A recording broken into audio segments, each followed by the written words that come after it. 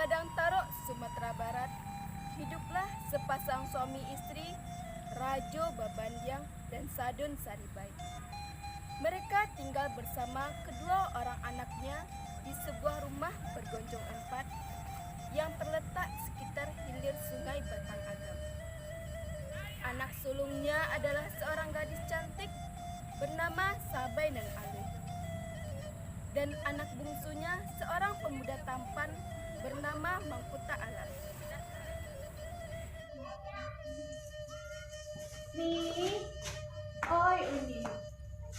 Nih, Mangkuta diupayain main alang-alang ke lapangan ya nih. Soalnya Mangkuta lama janji sama kawan-kawan nih. Boleh nih. Nih, dangalah dia Uni kok mengecek nih ya. Mangkuta kan yang minta izin kalau nih. Boleh nih. Mangkuta adik Uni. Cobalah cari Uni. Bukannya aku tidak main ginan ampai pemain alang-alang ke lapangan tidak. Tapi cobalah cari Uni. Baal hari tuan. Kalau Am sakit, saya yang kasih itu. Uni juga yang kasih itu. Tidak, gue kan bawa Doni. Mangkuta aku lah bisa jaga diri. Percaya nih kamu Mangkuta ini. Mau mana Mangkuta nih ya? Jangan ada juga aja. Kalau kece Uni indah ya indah.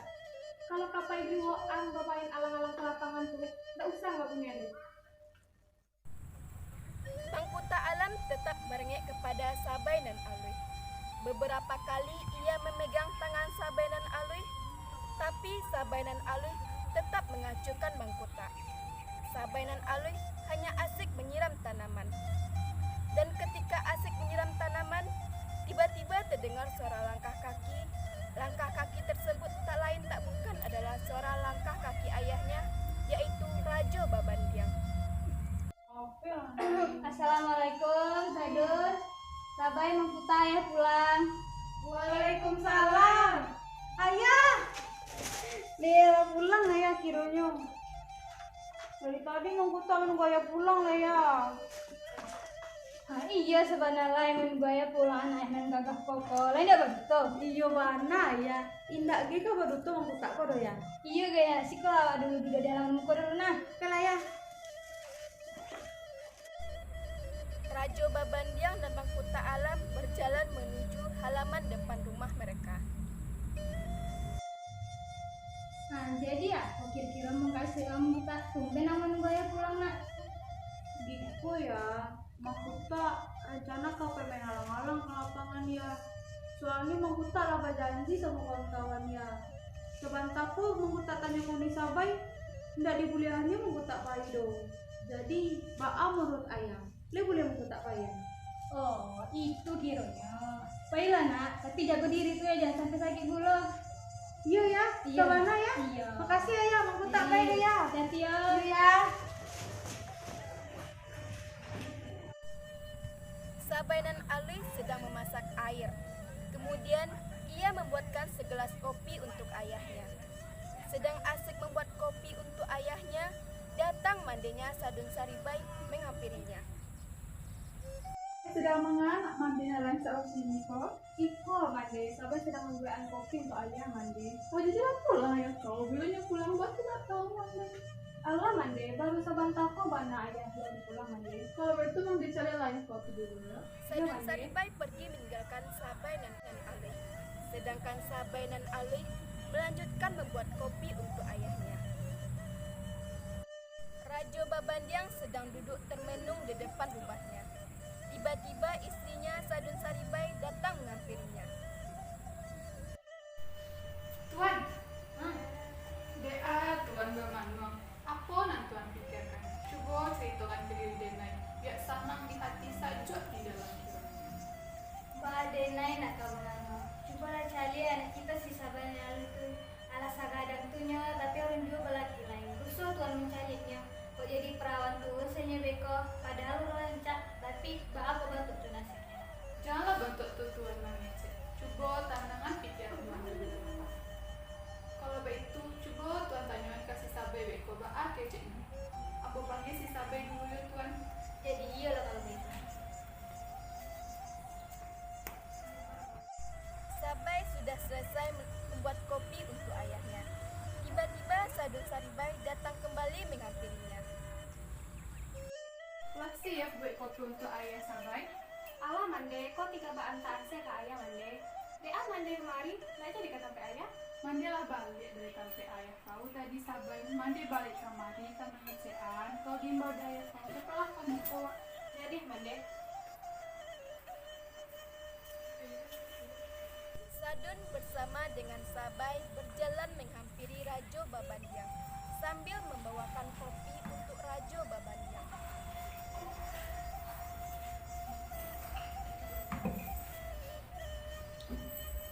Anak denai Sabai nanalui. Aduh nanaya tanyakan ke kau Sabai. Iko sebenarnya lalang menjadi berpikiran di ayah nak. Oh tuh ya. Jadi gitu anak ayah karena gaji Sabai surang saya. Ini umur Sabai kan lah beranjak dewasa. Ayah minyu kau patanyo, bilu kau mencari pasangan. Ayah takut beko kau jadi perawan buusnya padahal kau rancak. Jangan pasang banyak tuan. Dia awalan awak juga pikir mencari pasangan tuh indah mudah tuan. Rajonan Panjang seorang saudagar yang angkuh karena kekayaannya. Ia sedang duduk sambil menghitung kekayaannya. Di saat Rajonan Panjang sedang menghitung uangnya, ia memanggil salah seorang pengawalnya. Pengawal! Pengawal! Deh, kamu lah cikari yang moha. Sajak dari tadi aku main boyo lah. Tak tadaman kali ngoyo dong. Yo tuan. Aku tadi sarapan tuan dengan bolong. Ang makan ke makan saja kerajaan. Maaf tuan. Maaf tuan mengganggu. Baik kok ha. Ada dia pai ke pasar. Dan ka mancalia ba ako ni si pasar kini. Antang layaman antang indah pasar kini. Jadi ang ikut jo ada kini. Ang siapa sadolaya pakake den. Lain mang ratiang. Lain tuan. Tapi aku orang jika makan itu kan sudah aku makan dulu. Sampai sekete osong lele delak kau kan sudah sampai mulai. Iya tuan. Pengawal pun pergi dari hadapan Rajonan Panjang. Rajonan Panjang dan pengawalnya berjalan menuju pasar. Tiba-tiba mata Rajonan Panjang tertuju kepada salah seorang gadis, yaitu Sabai Nan Aluh.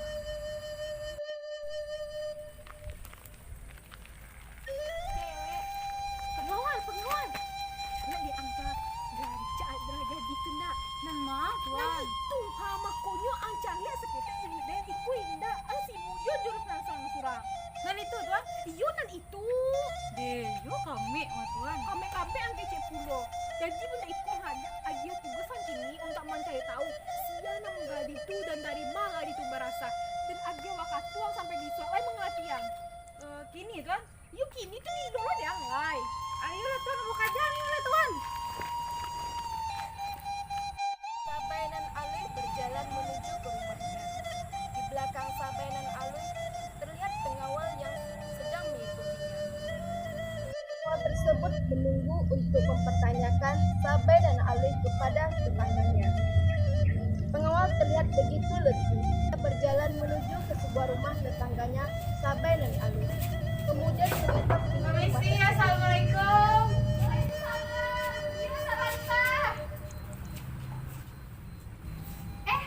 Sia yo, ada apa tuan kamari? Ambo kamananya ke Bundo. Kira-kira lagu dulu. Ka batanyo, ka ambo. Batanyo atuh. Saya kenal Bundo sama Gadina. Ada tadi minggu. Oh, Gadina tinggal di sini. Tuh ya ambo tahu deh tuan tuh. Gadi tuh mah gadi yang paling rancak di kampung kok. Anaknya elok, rajin lo menolong orang kayaknya. Sia nama baca Bundo. Nama gadi tuh Sabai Nan Aluh. Inyo tuh anak Raja Babandiang. Yolah, kalau begitu aku balik dulu menunggu kasih Bundo. Oh, jadi Rajonan Panjang sedang duduk di sebuah kursi. tuan, Lalu pengawal datang menghampirinya. Ada apa angko? Berani benang kalau kopi pagi dan tak lemak jangan sih ya. ambo ada berita penting untuk tuan-tuan. Berita apa tuh? Awas angko lo nak berbohong.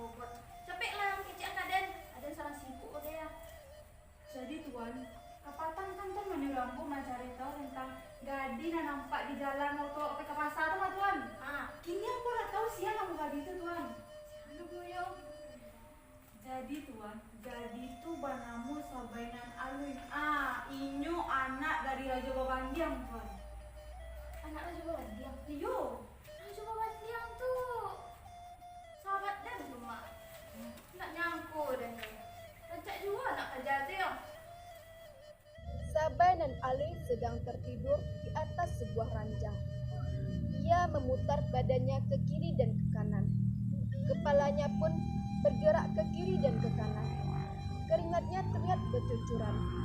Ia begitu ketakutan, nafasnya menjadi sesak.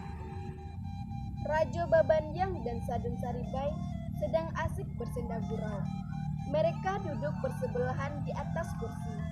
Di atas meja terdapat minuman. Sabai dan Alui datang menghampiri mereka. Pagi ayah, Mande. Ala jago anak gadis dan kiranya masih kalau anak duduk di dekat aja mandan. Iya ya.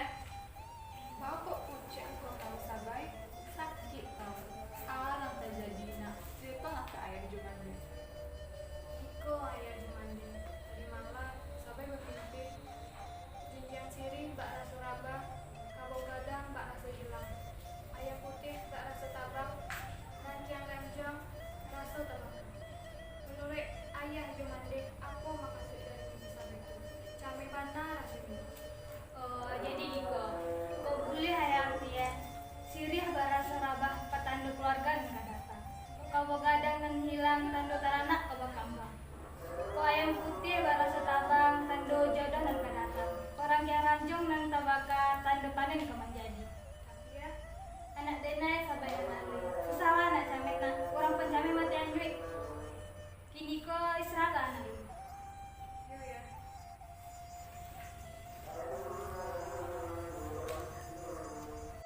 Di sebuah kursi di depan rumah, Raja Nan Panjang sedang meminum segelas kopi. Ia terlihat sedang memikirkan sesuatu. Ia terlihat sedikit gelisah dengan pemikirannya itu. Kemudian ia memanggil salah seorang pengawalnya. Pengawal, capek kamari. Yo tuan. Mar tuan. Giko dari semalam ada terpikirkan sama si Sabah itu. Tak hilang bayangannya dari pikiran dia. Panjang lah dan duitnya. Jadi mengatar lagi ambo. Anak bisa ambo tolong. Itu loh. Kini ko dan paling tahanan. Ang payi ke rumah Raja Babandiang tu, ang pinang si Sabay dan Alu itu untuk ada. Dia ngerti ya.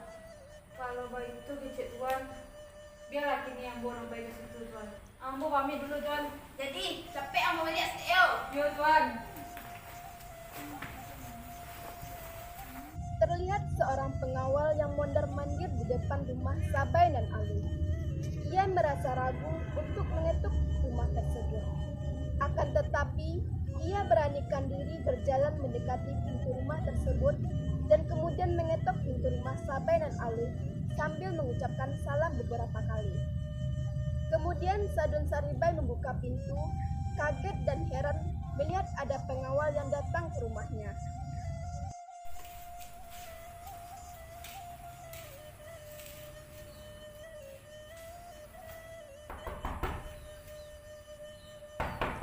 Assalamualaikum. Salam. Ada apa tuan kamari? Ada yang bisa ambo bantu tuan? Ambo nih batang muda Raja Babandiang dulu. Oh jadi kau bersetuju laki ambo Raja Babandiang. Kalau untuk tuh tunggu Rudi biar ambo panggil. Ya kasih dulu. Pengawal berdiri di depan rumah Sabai dan Alui. Sementara Sadun Saribai dan Raja Babandiang keluar dari rumah mereka. Jadi tuan.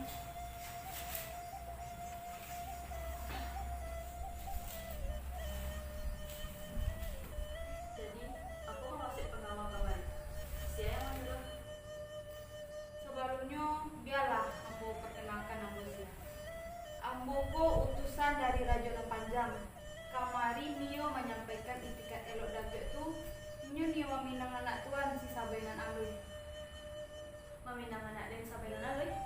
Yo, jadi kira lain nama tuan menerima pinangan tuan ambo tu. Anak gitu perempuan. Selanjutnya ambo pikir mana dulu. Ambo kecek mana apa disabai dulu. Ambo sebagai orang tua tuh tak bisa lah masuk disabai dulu. Ambo janjian lah 10 hari. Dekat ambo lagi jawabannya. Kalau bak itu kecek datua, jadilah 10 hari lagi kami tunggu datuk di padang pahaman ya datuk. Ambo baliklah dulu datuk. Jadilah, minum sarang obat entah. Nggak usah lah datuk, mukai datuk. Pengawal pun pergi meninggalkan Rajo Babandiang. Rajo Babandiang termenung sejenak. Dia terpikir tentang perkataan dan pinangan dari Rajo dan Panjang. Rajo Babandiang tersentak sejenak. Dia langsung memanggil Sabai dan Alwi dan Sadun Saribai. Ada yang di pikiran. Aduh aku tuan. Iya ya. Jadi Niko, sabar. Tadi kan ada pengawal yang berumah. Jadi Inyon yang mengecean bahwasanya Inyon yang meminasi Sabai. Apa? Maminasi Sabai? Yo indak yang dulu tuan. Inyo tuh lah gaek, bininya banyak pulau. Kini dia tuh menjadi si Sabai bininya. Yo indak yang dulu tuan. Ndak rela ang dulu tuan. Iya ya, betul yang kekecean manja itu ya. Sabi ndak lu ya sama Raja dan Panjang tuh ya. Iya, ayah ndak lo Nio punya minantu saat kayak Raja dan Panjang tuh doh. Memang konyo, ayah tanya ke Sabai dulu. 10 hari lah ya kecaknya jawabannya. Hah, batu masih 10 hari lagi loh tuan. Kini saya langsung tuan. Ambo berjanji 10 hari. Nak, lo amalan berjanji sih. Kalau begitu kecil tuan. Jadi 10 hari kemudian, Rajo Babandiang sedang bersiap-siap pergi menuju ke padang pahanuan. Ia membawa sebuah keris dan sedikit bekal. Sadun Saribai dan Sabai dan Alwi ikut membantunya. Tiba-tiba Mangkuta Alam datang menghampiri Rajo Babandiang. Ayah, minta bisiat. Mengkutannya permen alang-alang ke lapangan ya. Tuh lagi tunggu dah kawan-kawan ya. Oke lah ya. Iko pitik-pitik sih lah. Jangan ayahnya sudah sibuk minta pitik. Biar ada nih. Dawa ada Sabai. Mau petak pun masih ketek. Pikiran minta pun ndak ada. Kasih ayah. jangan lagi banang sama Pak tuan.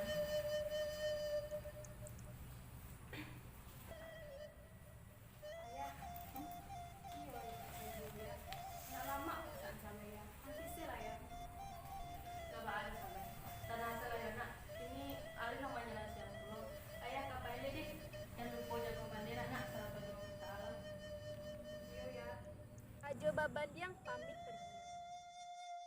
Rajo nan Panjang menunggu di sebuah lapangan.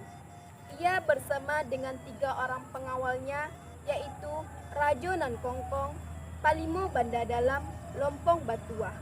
Mereka bertiga menunggu sambil berdiri.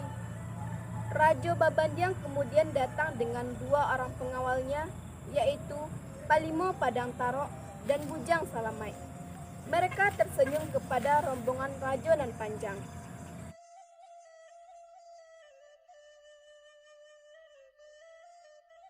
Terima kasih sahabat Ambo Raja Babandiang. Jadi ada tua tentang pinangan Ambo. Maafkan Ambo Rajo dan Panjang. Tapi pinangan Rajo tak paso Ambo tolak. Karena sampai nang itu masih kente. Inyo tuh anak Ambo, berarti anak tuh tak mungkin orang tuanya kami minangan anaknya udah tua. Kalau baik itu bisa datua. Datua buka langkah di situ, mak dan buka lo langkah di situ. Lompong, benda dalam, lawan orang kayak ini kalian mau tuh. Yang itu. Kawan tidak dicari. Kalau bosku pantang kita. Pertarungan antara Rajo Babandiang dan Rajo nan Panjang pun terjadi. Diawali dengan serangan pengawal Rajo nan Panjang, yaitu Rajo nan Kongkong, Lompong Batuah, dan Palimo Banda Dalam kepada Rajo Babandiang. Rajo Babandiang dibantu oleh Palimo Padang Tarok, Bujang Salamai, yang membuat Rajo nan Panjang menjadi tersudut. Rajo nan Panjang memerintahkan Rajo nan Kongkong untuk menembak Rajo Babandiang. Bunyi senapan terdengar dan Rajo Babandiang terjatuh dan kena luka tembak di kepalanya. Raja Babandiang tewas seketika. Sementara Palimo Padang Tarok dan Bujang Salamai pergi menyelamatkan diri.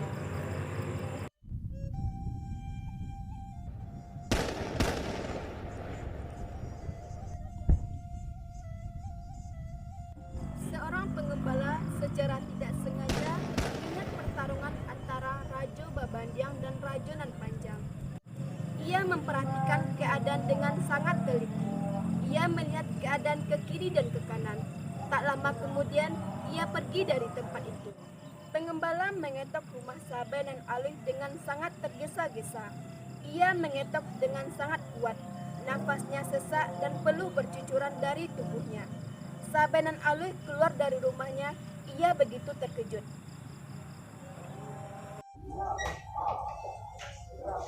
Iya tuan, ada apa tuan kemari? Dulu aku dulu ya nak buka rumah. Enggak usah Sabai, dulu kemari cuma yang mengabar kalau ayah Sabai Raja Babandiang tadi bercakap di padang pahanuan. Apa tuan? Jadi bagaimana dan ayah begini tuan? Kayaknya ayah Sabai meninggal. Maaf kamu tidak bisa menolongnya. Kalau begitu, kamu izin ayah. Iya tuan, makasih ya tuan. Iya Sabai. Sabai Nan Alui langsung memanggil mandenya dengan suara keras dan masuk ke dalam rumah. Mande, be anak, aku manangin anak terjadi sesuatu ke mande be tanah ke mande. Ayah, mande, Ba ayah nak, ayah lah tak ada di rumah mande. Ayah lah dipukul di Raja Nan Panjang mande. mande, ba mande ko mande, mande. Raja Babandiang tergeletak tak sadarkan diri. Kepalanya terluka parah akibat tembakan senjata. Sabai Nan Alui berlari sambil menangis mendekati jasad ayahnya. Kemudian ia mengambil senjata dengan wajah berlinang. Ia pergi.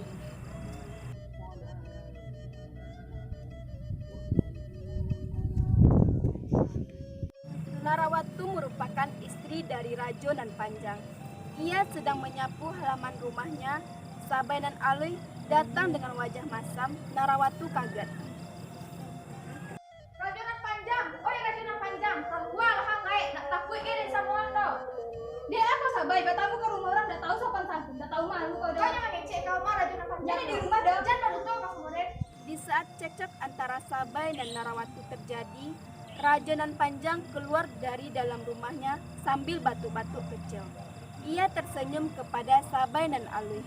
Sabai Nan Alui mengacuhkannya. Raja Nan Panjang meminta Narawatu untuk pergi ke pasar. Narawatu pun pergi. Ketika Narawatu telah pergi, ia malah menggoda Sabai Nan Alui.